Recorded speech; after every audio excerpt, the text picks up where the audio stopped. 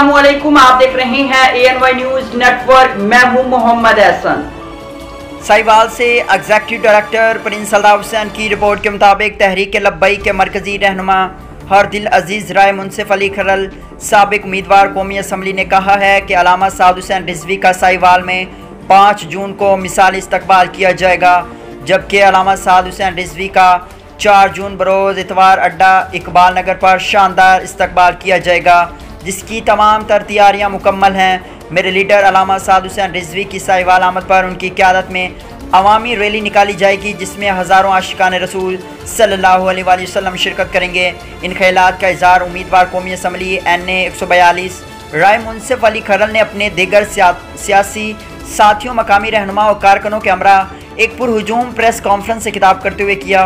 उन्होंने कहा कि अलामा साद हुसैन रिजवी के हमरा दीगर मरकजी सूबाई कायदीन भी होंगे। उनकी आमद पर साहिवाल को दुल्हन की तरह सजाया जाएगा। उन्होंने मजीद कहा कि हुकूमत फौरी तौर पर आम इंतखाबात का ऐलान करे ताकि मुल्क में इस्तेहकाम आ सके और अफरा तफरी का खात्मा हो सके। उन्होंने कहा कि फ़ौज पाकिस्तान वफाक की अलामत है। मुल्की सलामती, तरक्की, खुशहाली के लिए फ़ौज पाकिस्तान और कौमी सलामती के इदारों का किरदार काबिल सताइश है।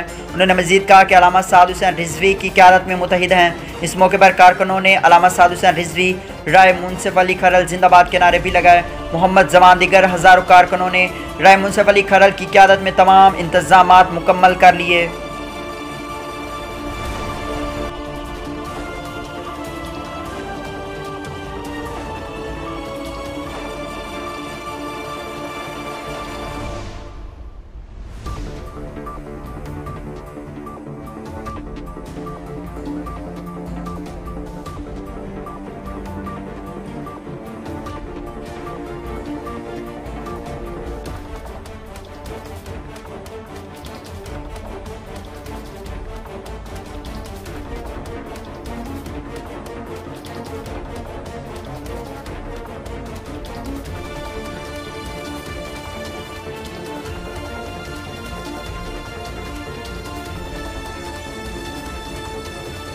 बुलेटिन में फिल वक्त इतना। मजीद देखते रहिए ANY न्यूज नेटवर्क।